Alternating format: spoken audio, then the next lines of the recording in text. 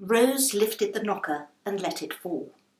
The door was pulled open, and an exhausted-looking woman wearing an apron stood before her, tucking a wayward strand of hair into her cap with one hand, while trying to soothe the infant over her shoulder with another.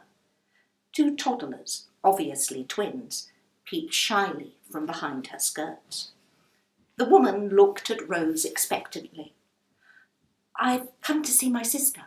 I heard she's lodging here, Amy." The woman shook her head. "There's no Amy here. You've got the wrong place."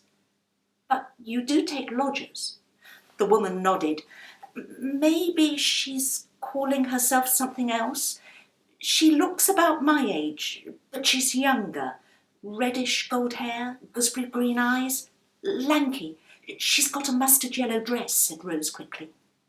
The woman nodded. "Oh, you mean Melly. Least, that's what she called herself. I don't ask no questions as long as them's respectable, eats what I give 'em and pays the rent up front, and don't want too much hot water every week. I had one girl wanted a hot bath every week." The woman looked outraged. "But Melly's been easy enough. Keeps herself to herself. Shy little thing." Can I speak to Amy, Melly?" The woman shook her head. "We'd all like to speak to her, me included. Haven't seen her for 2 days. She owes rent."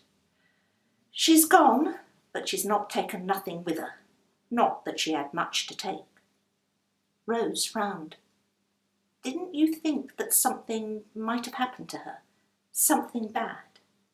The woman looked guilty. "I don't want you thinking I've got a heart of stone. It's been hanging heavy on me. There's summat not right. I was going to report it to the police if she didn't come back tonight." She sighed. "I like Melly. She's good with the kiddies too. Sometimes she does magic tricks for them. Makes that sparkling blue bauble she's got disappear in front of your eyes." Rose's eyes widened and she coughed to disguise her surprise, but the woman didn't notice. "Blue bauble?" "Yes, a lovely sparkling thing. She said it was pretty but worthless. My Mick said she could have done a magic act in one of them halls. Right little magician she is." "Can I see her room?" asked Rose. The woman hesitated. "What if she comes back and I've been letting you rummage through her things?" "Just a quick peek," said Rose. "I'm her sister. I might notice if something's amiss." "I could pay the rent she owes, so you're not out of pocket." "Don't think me heartless," said the woman, "but we've all got to live," and she scooped the coins out of Rose's palm and nodded up the narrow stairs. "2 flights up, then the door on the left. It's not locked. Not that you'll find much. I poked my head in and it's neat as a pin, just as it always was. Couldn't see the bauble, mind, and that often sat on top of the chest of drawers. Call when you're leaving." Rose stepped inside Amy's room. The woman was right. Amy didn't have much to her name. There was something about the room that reminded Rose of a stage set, as if the space had been carefully arranged and was holding its breath, waiting for something to happen. It was scrupulously neat. 2 dresses hung forlornly from a rail next to a coat, good quality but worn. The mustard yellow dress was missing. In a drawer she found some neatly folded undergarments. She pulled up the cheap paper that had been used to line the drawer. Underneath was a copy of the Times with the front page story telling of the night at Campion's when the Doomstone went missing, and rehashing the story of the curse. The bit about the curse had been underlined in thick black ink.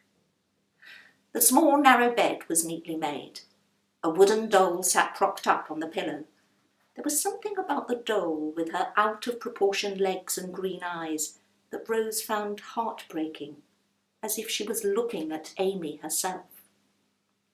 She picked up the doll, and underneath there was a small folded piece of paper. There were just a few lines written in blue ink.